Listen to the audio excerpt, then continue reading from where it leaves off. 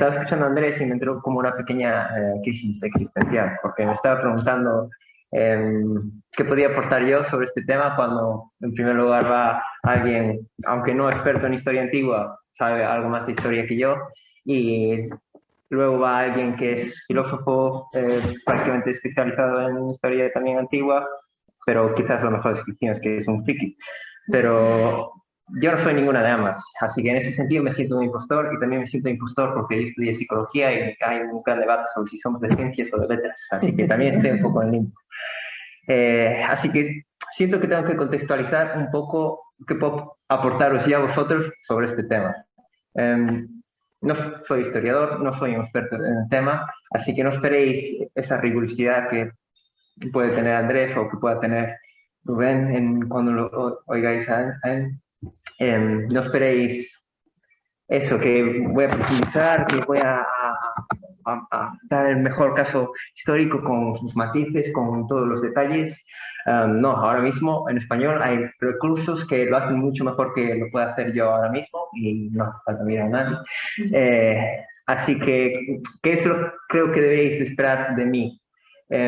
Primero, que me veáis como alguien exactamente igual que vosotros. No soy diferente a vosotros en ningún sentido. A veces, igual esto es arrogancia mía, pero a veces tengo la sensación de que algunos piensan, oh, es Miguel.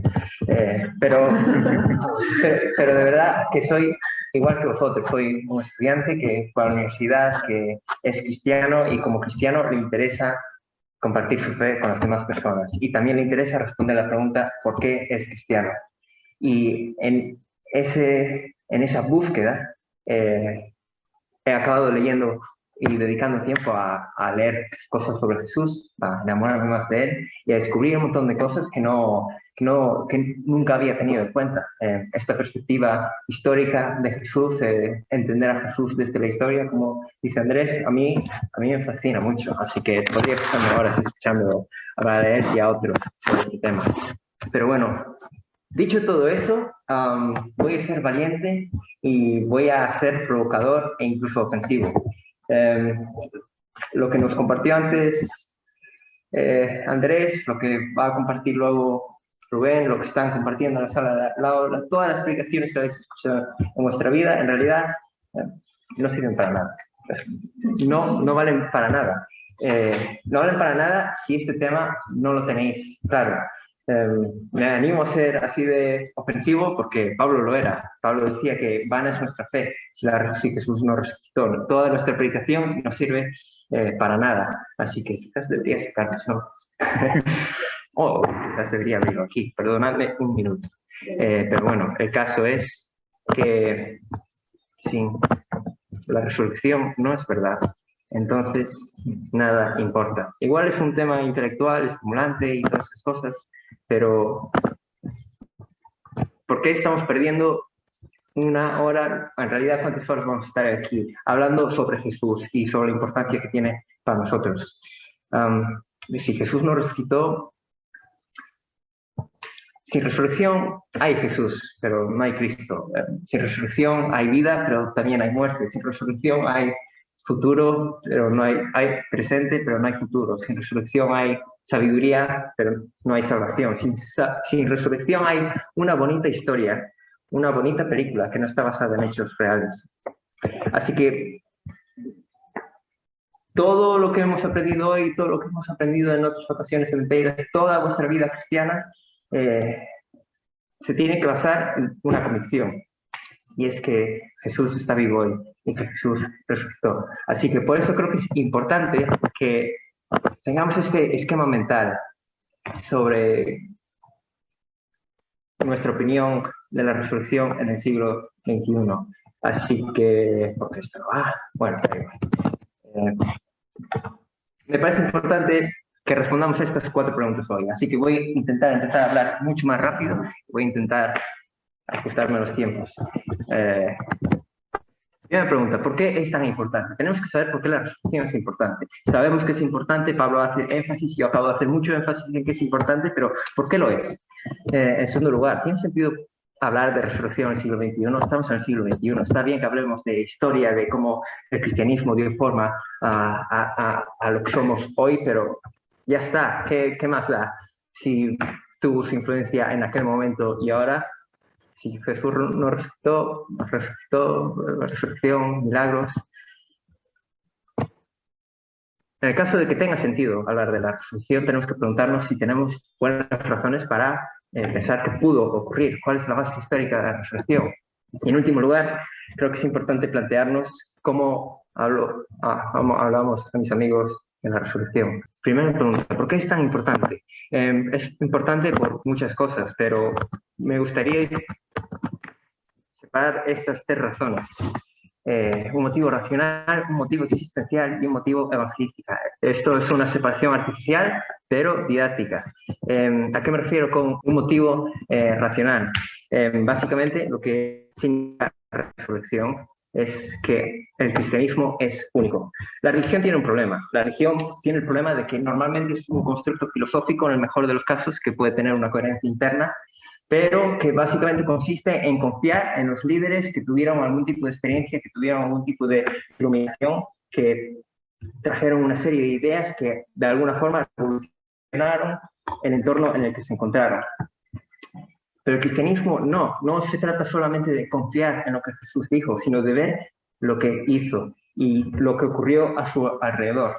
En el caso del cristianismo no podemos hablar de cristianismo sin Jesús, a diferencia de el budismo, donde quizás Buda nunca tuvo que estar ahí, pero podía haber budismo, igual que Alá siempre pudo estar ahí sin Mahoma, pero no puede haber cristianismo sin Jesús. ¿Por qué la resurrección hace único al cristianismo? Porque estamos hablando de algo que ocurrió o no.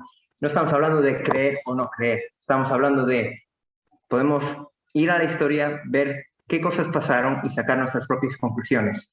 ¿Qué significa eso? No significa que todo el mundo tengamos que llegar a la misma conclusión, pero significa que nuestra fe no es una fe basada en la oscuridad, en un salto a la oscuridad, sino que es una fe basada en la evidencia, una fe racional.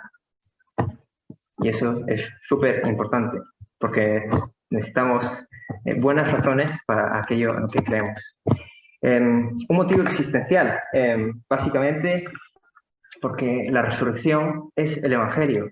Es curioso, ¿no? Porque normalmente cuando hablamos del Evangelio tendemos a hacer esta presentación típica. Y es que el Evangelio es la historia de Dios haciéndose hombre, viviendo el tipo de vida que ninguno de nosotros pudo vivir y muriendo el tipo de muerte que todos merecíamos morir. Y a veces nos quedamos ahí, ¿no? Pero la historia sigue. La historia es que ese mismo Jesús resucitó y Jesús es rey. Eso significa que Él es el que está sentado en el trono ahora gobernando el mundo. Eso significa que el mundo no es como pensábamos. Significa que el mundo ya no es un mundo esclavizado por la supervivencia, por el miedo a la muerte, por el egoísmo, por todas estas cosas, sino que es un mundo donde podemos ser libres de verdad para amar a Dios y amar a las demás personas. Y no solamente eso, sino que en Jesús vemos una esperanza, no una esperanza abstracta, que simplemente se basa en nuestra imaginación. Lo vemos en resurrección física y material de Jesús. Vemos a Jesús resucitado en carne y hueso, que come con sus discípulos, que habla, que tiene relaciones. Y su promesa es que un día Dios, de la misma manera que lo restauró a Él, va a restaurar absolutamente todo. Alguien decía que tenemos esta tendencia a imaginar que la esperanza del cristianismo es comer queso Filadelfia en el cielo, ¿no? Pero en realidad es mucho más. Se trata de vivir una vida plena en el aquí y en la ahora y así para siempre. La resurrección es importante porque es el Evangelio. Y un motivo evangelístico. La resurrección es importante porque al final de cada pregunta siempre está la resurrección. Piensa en las mayorías de las objeciones que puede tener alguien no creyente. El cristianismo es irracional, ¿vale? Yo creo en Dios por lo que veo en Jesús y lo que ocurrió a su alrededor. Y después de ver todo eso, no soy capaz de permanecer indiferente. Necesito sacar una conclusión. Quizás tú no saques la misma conclusión, pero no estamos hablando de una fe irracional. ¿Por qué Dios no se manifiesta de más claro? Quizás podamos decir, no lo sé, pero la pregunta es, si realmente existe la posibilidad de que hay un Dios, ¿dónde podemos mirar una pista de que se haya revelado? y ese lugar es la resurrección de Jesús. Si hay un momento en el que realmente podemos investigar si Dios se ha revelado, esa es la resurrección de Jesús. ¿Por qué entre todas las religiones el cristianismo y no otras? De nuevo, porque la resurrección hace único al cristianismo en la forma en que puede ser investigado. No se trata de confiar en lo que dicen sus líderes, se trata de ver qué es lo que ocurrió y en función de eso sacar sus propias conclusiones. ¿Qué más da si Dios existe? La realidad es que si un hombre resucitó de entre los muertos, como mínimo tiene mi atención. Y ya no nos extendemos en hablar las implicaciones que eso puede tener.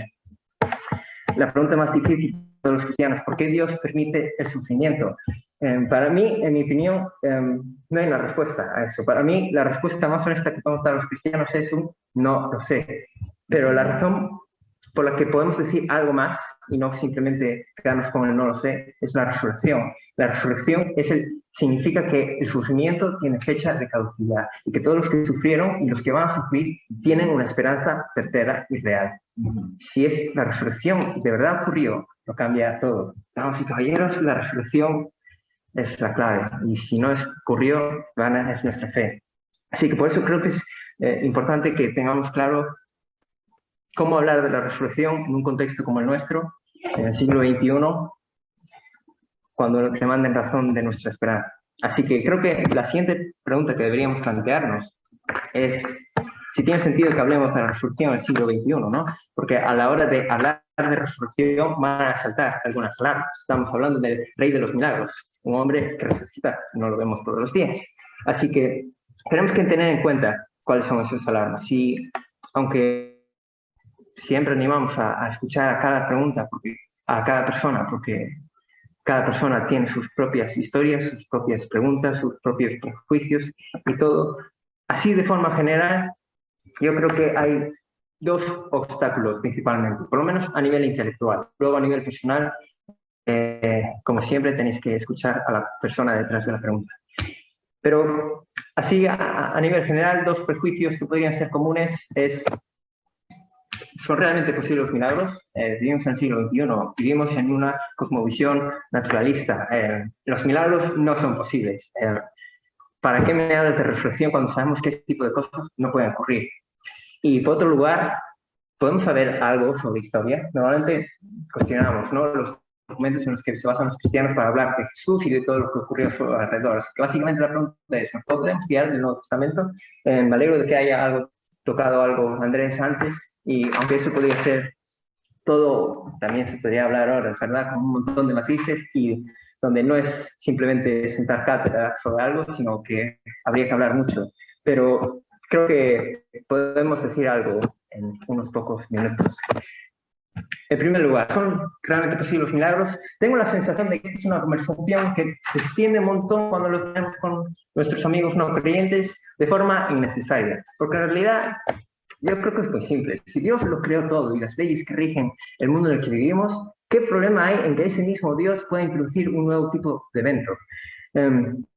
Normalmente lo que ocurre es que cuando hablamos de milagros como la violación de las leyes de la naturaleza. Entonces, si entendemos las leyes de la naturaleza como aquello que sabemos que ocurre siempre en unas condiciones, y si esas condiciones no se alteran, es un poco raro el tema de los milagros. Pero si entendemos milagros como aquello que ocurre cuando cambian las condiciones, mejor. Si entendemos leyes de la naturaleza como aquello que normalmente ocurre dadas determinadas condiciones, no hay ningún problema en hablar de milagros, porque el hecho de que algo externo introduzca un nuevo tipo de energía, de evento dentro de un sistema, cambia las condiciones. Entonces, un milagro no es una violación de las leyes de la naturaleza. Y ahí podéis ver un experimento mental que John Lennox, si a alguno le suena, lo dice por todos lados, y yo creo que es como muy ilustrativo. Y él también se lo plagió a C.S. Lewis, así que yo se lo plagio a John Lennox.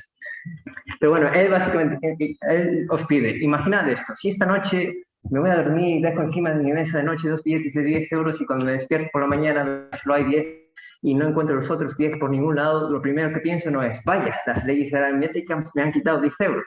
lo primero que piensas es que alguien entró y cogió los 10 euros. Posata, no te fíes de tus compañeros de piso o de tus padres.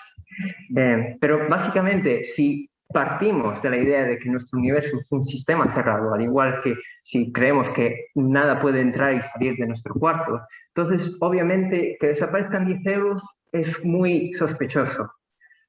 Pero si nuestro cuarto es un sistema abierto donde gente de fuera puede entrar y salir, podemos decir que nuestro universo es un universo abierto o cerrado, o es una asunción que tenemos sobre la realidad. Si realmente existe la posibilidad de que exista un Dios, ¿qué problema hay en que sea un elemento externo que introduce un nuevo evento? Por lo tanto, aunque por lo general yo no dedicaría tanto tiempo a hablar de los milagros, porque creo que si existe la posibilidad de que Dios lo creó todo, ¿qué problema hay en que pueda introducir un nuevo evento? Sí que hay que ser paciente a la hora de hablar con nuestros amigos creyentes. ¿Nos podemos fiar del Nuevo Testamento? No voy a decir nada de esto. Os pongo ahí unos recursos ahí. Tenéis el libro clásico del caso de Cristo donde se trata el tema. Tenéis un vídeo de Dubidas aquí. También tenéis la página de Dubidas donde tienen las transcripciones de los vídeos para que podáis ver todos los detalles. Los cuadritos esos que no os da tiempo a leer en los vídeos, pues están ahí. Luego, alguna persona tiene algún cariño especial a alguno de esos dos libros porque supuso descubrir una nueva perspectiva sobre Jesús. Así que tenéis un básico de andamio y a F. Jesús con son fidedignos los documentos del Nuevo Testamento. Siempre está bien tenerlos a mano, echarles un ojo si a alguien le interesa. Y luego tenemos uno muy reciente de John Dickson, que es un historiador. Bueno, no estoy seguro si es historiador. Bueno, en cualquier caso, controla mucho de historia. Y es una publicación reciente de CLIE con colaboración de Pontea, así que estoy seguro de que va a ser recomendable.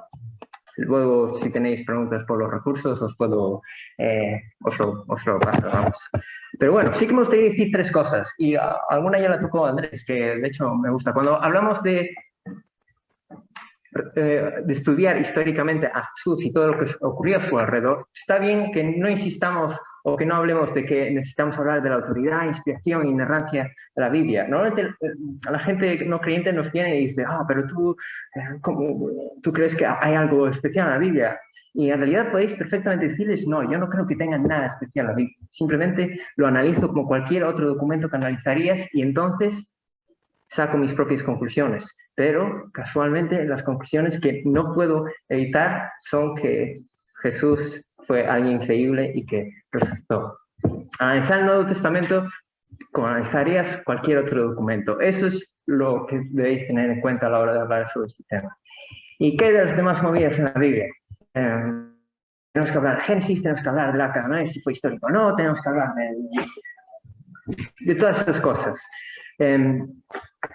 Con toda confianza os digo que todo eso es irrelevante si Jesús no resucitó. Y si Jesús resucitó, nos interesa una cosa, y es su perspectiva sobre cómo entendía él el Antiguo Testamento.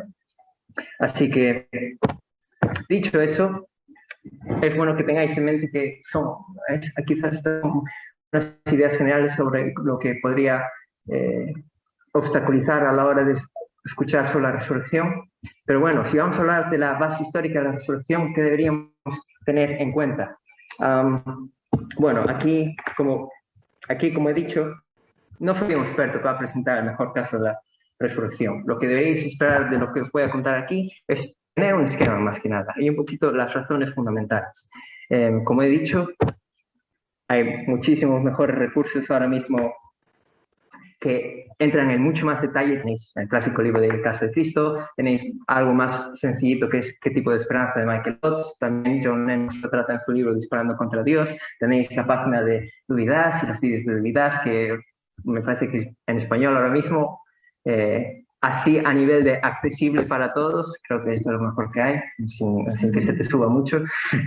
Y luego tenéis la página que yo lo he traducido con Chrome, pero en inglés es bethinking.org. Y es la página de GBU de inglés. Y ahí hay un montón de recursos sobre absolutamente todo, sobre cualquier tipo de pregunta. Y también hay un montón de artículos que tratan diferentes temas alrededor acerca de la resurrección. Así que, en cuanto a... Entiendo que a veces leerse tochos de libros así da pereza, pero si queréis cosas rápidas para que entre un poquito el hambre para picar, para mí ese es uno de los mejores sitios. Dicho eso, ¿Qué deberíamos decir o hablar cuando hablamos de la resurrección de Jesús como algo histórico? Básicamente la idea es muy sencilla. Básicamente se trata de ver qué es lo que ocurrió alrededor de Jesús y parece que podemos hablar con un cierto grado de confianza en que hay un consenso, en que ha habido una serie de cosas que ocurrieron alrededor de Jesús que todo el mundo acepta, a los académicos que lo más estudiaron. Como siempre, hay matices, hay perspectivas, pero la idea general sería esta, y creo que podemos tener bastante confianza en que esto es así. Y cuando vemos esos eventos, es inevitable preguntarse por qué estas cosas, ¿no? ¿Por qué? Entonces, todos vamos a intentar dar una explicación, pero la realidad es que si somos honestos con los eventos, si somos honestos con cómo apunta todo, creo que podemos decir que lo que más sentido tiene es la resurrección de Jesús. Así que, ¿cuáles son esos eventos? En primer lugar, tenemos que Jesús fue crucificado por los romanos, ¿no?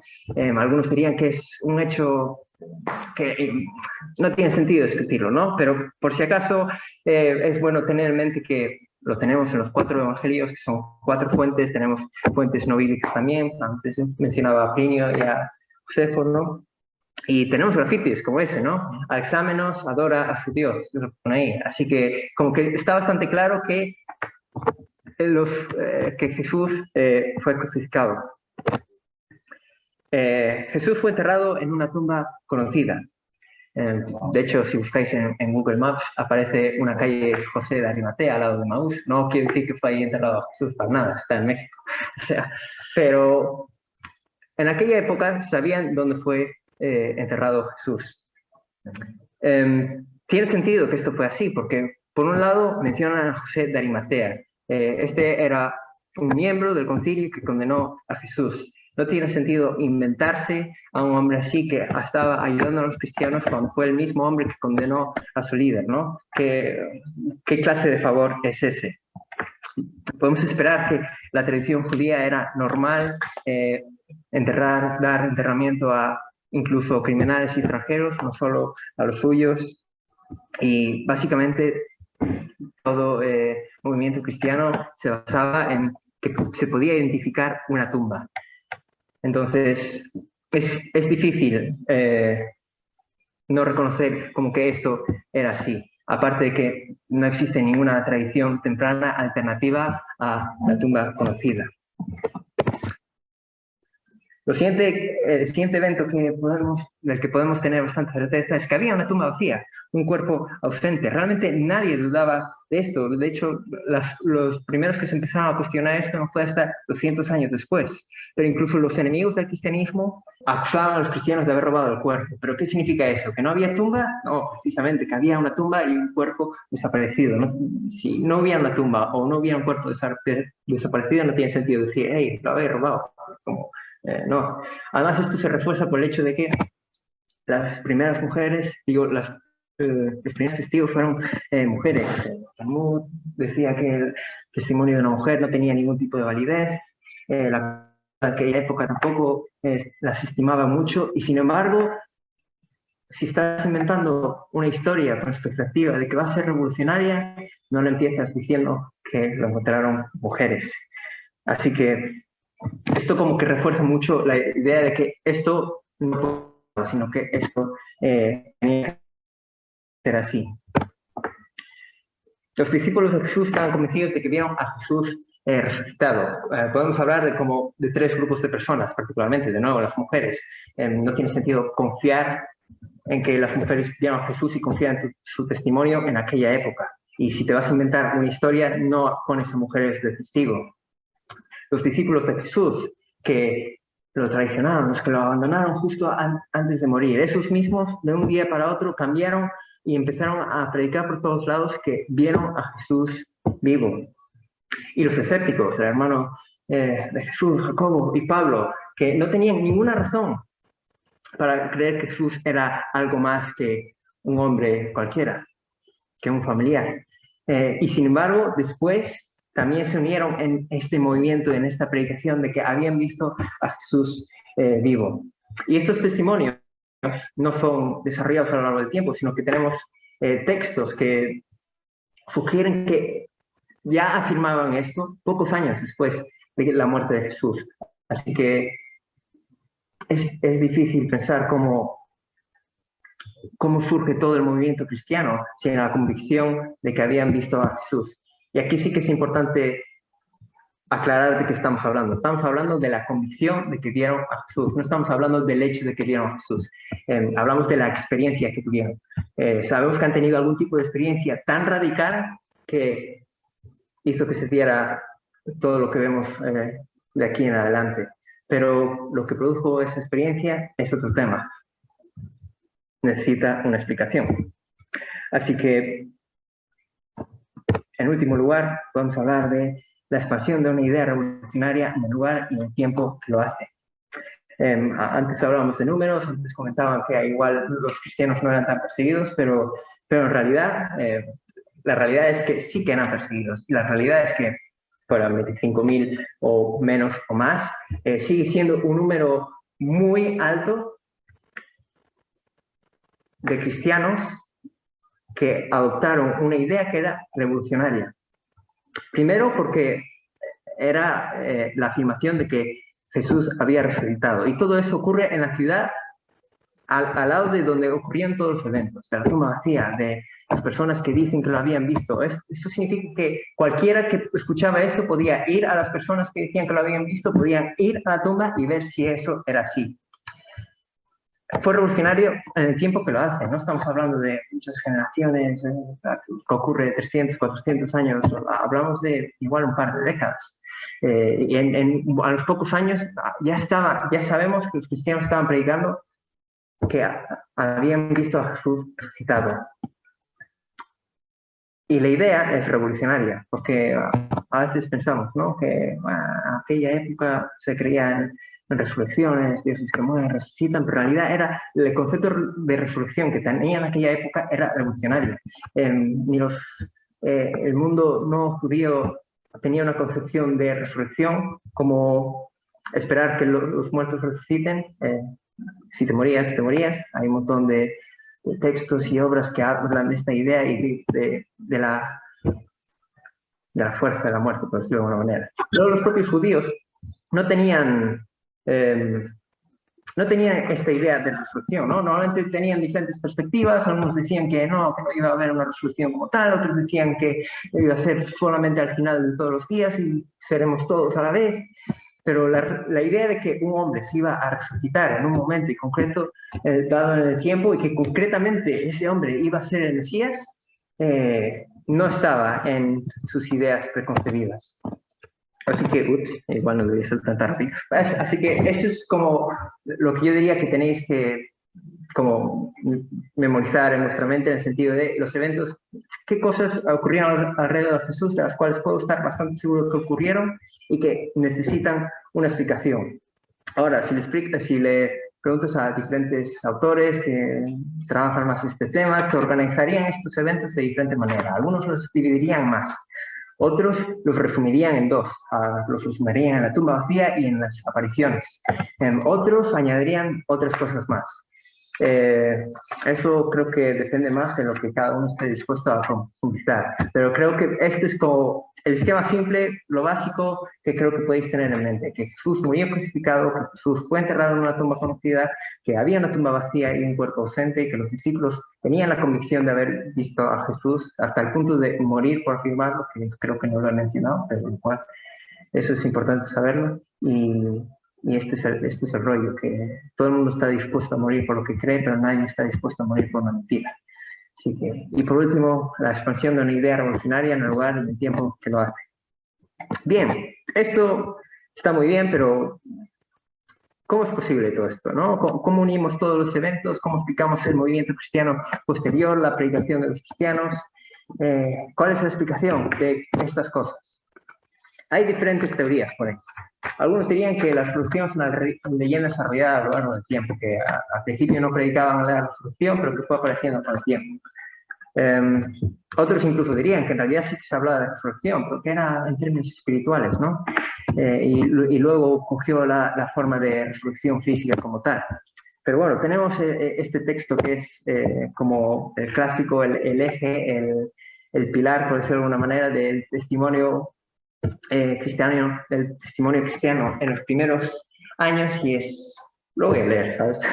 Porque en primer lugar, esto es Pablo escribiendo a los Corintios, porque en primer lugar os he enseñado a lo que también recibí, que Cristo murió por nuestros pecados conforme a las Escrituras, que fue sepultado y que resucitó al tercer día conforme a las Escrituras, que apareció a Pedro y después a los 12.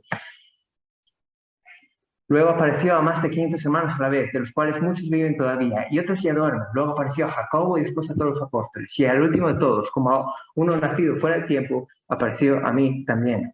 Este texto es como un resumen del Evangelio, ¿no? Uno de los credos que se iban compartiendo ahí para transmitir el resumen de lo que creían los cristianos en aquella época.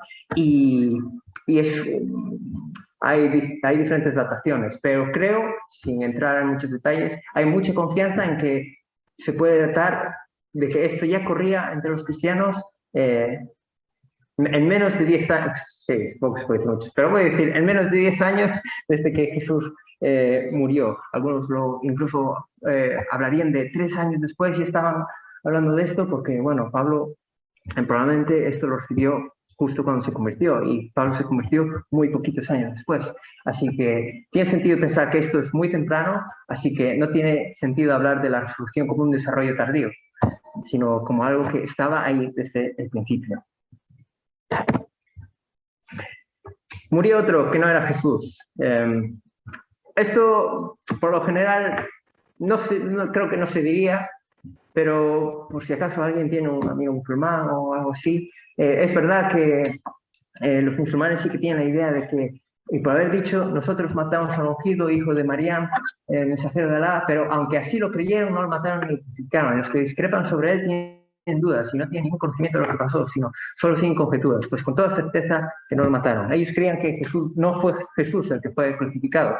Y de hecho, si alguien quiere saber más, tenéis un podcast que se llama Unbelievable. La semana pasada subieron justo un podcast hablando sobre este tema entre un creyente y un musulmán, y es interesante para ver cómo es la conversación, porque es una conversación muy diferente a la conversación que tendríamos con alguien ateo, por ejemplo. Todo gira, es súper diferente y es súper interesante. Es como, oh, vaya, no es tanto hablar de cuáles son las buenas razones o no, sino de que tiene más sentido creer. Me parece interesante. Pero bueno, en cualquier caso, es bueno saber que esto solo se propuso 600 años después de que Jesús muriera y que los cristianos ya se habían extendido y todo. Eso no tenemos ningún tipo de registro histórico que soporte esa teoría, y todas las tradiciones apuntan a que Jesús resucitado. Vamos, es algo bastante simple esta objeción. Así que siempre es bueno escuchar a las personas y por qué las creen.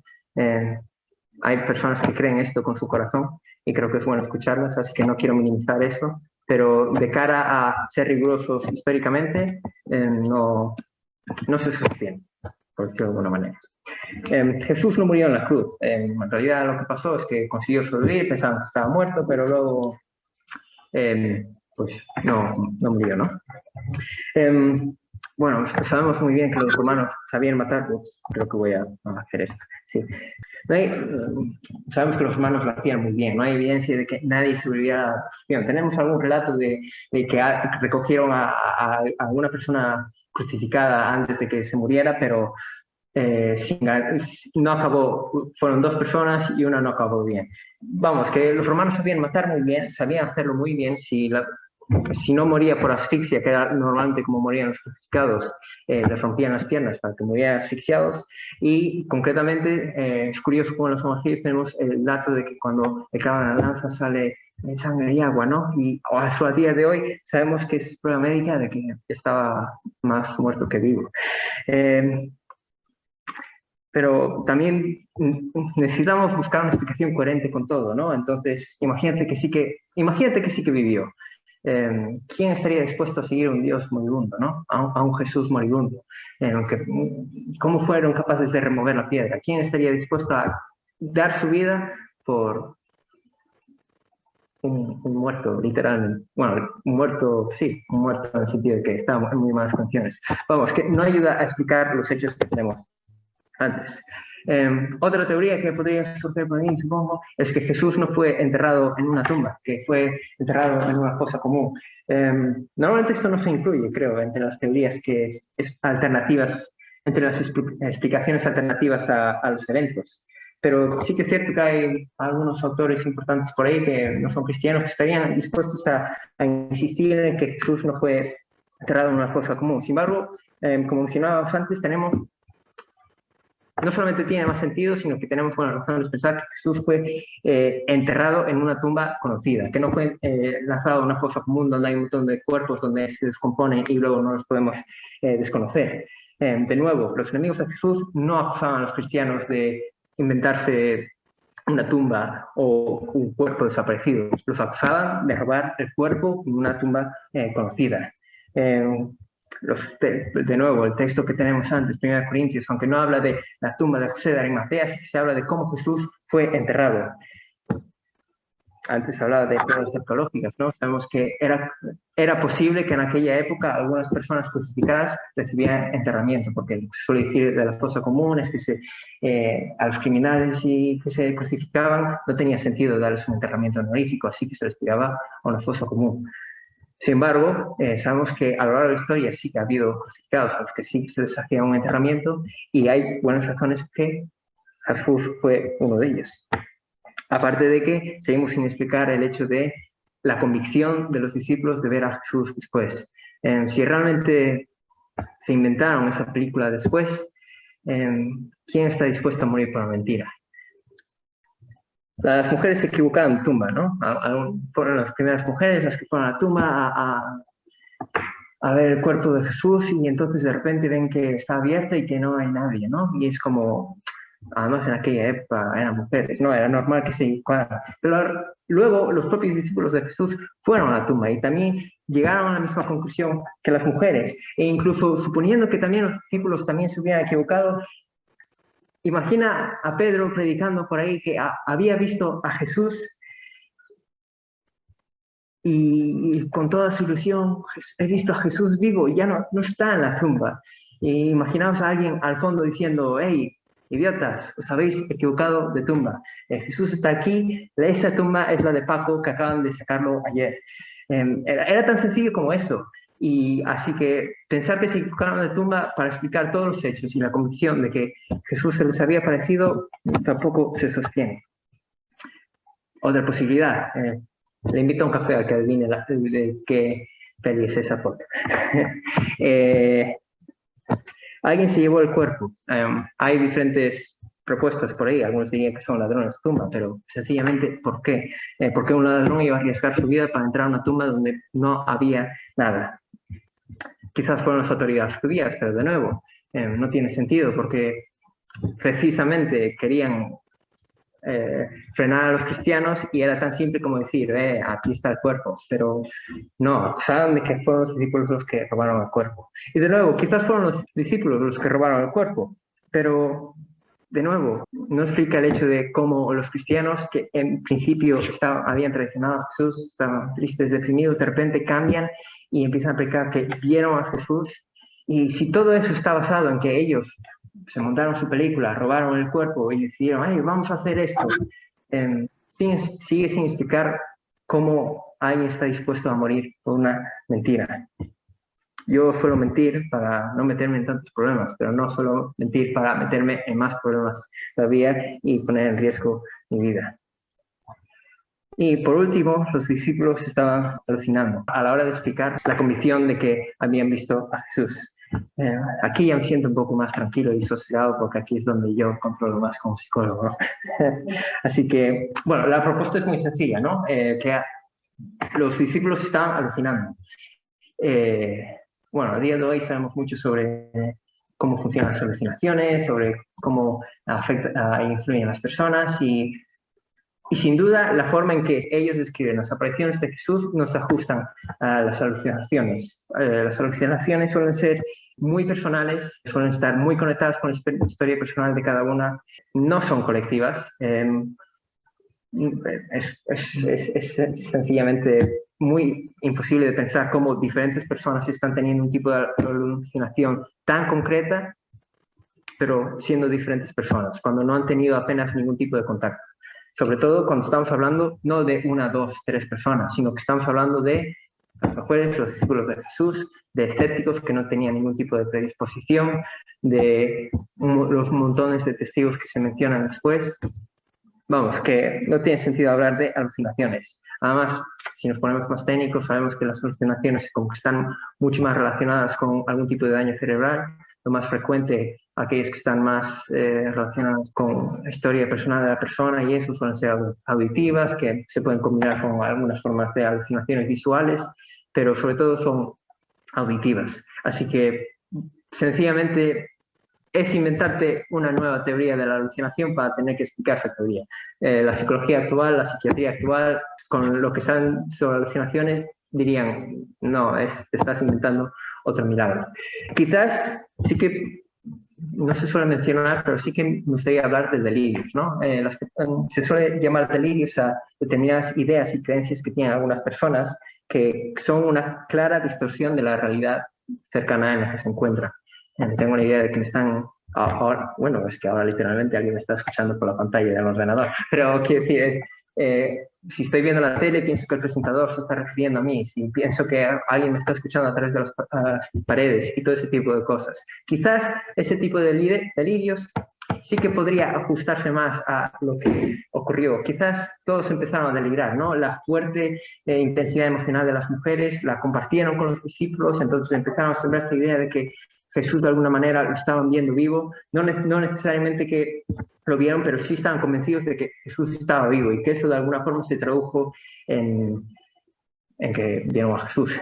Pero bueno, seguimos teniendo que explicar, uno, cómo fueron capaces de transmitir esa idea, ese delirio a personas que no estaban predispuestas a hacerlo, a un montón de personas en diferentes sitios y lugares con, de nuevo, sin la predisposición a hacerlo, y seguimos sin explicar el hecho de la tumba vacía. Así que quizás podéis ver a las personas no creyentes refugiarse más en, mira, la cabeza de la gente es súper poderosa, así que no sabemos realmente lo que pudieron experimentar en aquel momento. Y quizás si insisten mucho, ellos se van a sentir cómodos siendo agnósticos. Pero la realidad es que a la hora de encajar todos los hechos y todo lo que ocurrió, sigue sin tener el mayor sentido pensar que simplemente fue una experiencia emocional muy intensa que derivó en una serie de ideas y creencias que empezaron a esparcirse en aquel tiempo. Y por último, quizás alguien lo expresaba así, ¿no? Que quizás la explicación la tuvimos delante todo el rato y no nos hemos dado cuenta de que estaba allí. Y quizás Jesús realmente resucitó. Y sí, la explicación es que realmente Él estuvo ahí, que había una tumba vacía donde Él ya no estaba y que había unos discípulos que realmente lo vieron y que en base a eso empezaron a predicar. Es importante ver que esta posibilidad es potente, tiene fuerza, porque es capaz de explicar diferentes eventos y conectarlos. No explica diferentes eventos de forma independiente. Si estoy dispuesto a aceptar las alucinaciones sin explicar el hecho de la tumba vacía, por ejemplo, en cambio la resurrección es capaz de explicar la tumba vacía, es capaz de explicar las apariciones, es capaz de explicar la forma en que contaron la historia. Y no solamente es capaz de explicar diferentes eventos y conectarlos, sino que es capaz de explicarlo bien. Tiene sentido, conecta. Una vez estaba hablando yo con un amigo y estaba hablando con él, le solté todo este rollo y básicamente lo que me dijo fue, o sea, que tú crees que resucitó básicamente porque las demás explicaciones son muy malas. Y fue en plan, no solamente por eso, que son muy malas, sino porque esta es realmente buena, porque realmente da sentido a las cosas. No es un Dios tapa agujeros de, bueno, no sabemos lo que pasó, Dios lo hizo. No. La resurrección realmente tiene sentido, encaja las piezas. Y eso es importante destacarlo. Así que cuando vamos a hablar de la base histórica de la resurrección y todo eso, podemos como distinguir diferentes pasos, ¿no? ¿Cuáles son los eventos históricos que ocurrieron alrededor de Jesús? ¿Cuál es la mejor explicación de esos eventos? y que cada uno saque sus conclusiones. No todo el mundo tiene que sacar las mismas conclusiones que tú, pero sí, al final la idea es animar a la otra persona a que se tome en serio a Jesús y lo que ocurrió a su alrededor. Y si se toma en serio lo que ocurrió alrededor de Jesús, es muy difícil permanecer indiferente. Es muy difícil decir, ¿qué más da que haya pasado? Es como, o sea, ¿qué más da, no? O sea, o ocurrió o no ocurrió. Tú necesitas una teoría alternativa, yo también tengo mi teoría, no tenemos que estar de acuerdo, pero permanecer indiferente es sencillamente inviable. Vale. Bueno, por último lugar, y con esto ya voy a ir terminando, creo que me he pasado un poquito, pero bueno, como le hablo a mi amigo no creyente de la resurrección. Y de nuevo agradezco a Andrés como empezó, que a la hora de hablar de Jesús tenemos que hacerlo con humildad, ¿no? Yo ahora la forma en que expuse la base histórica de la resurrección lo hice de la forma más superficial y sencilla que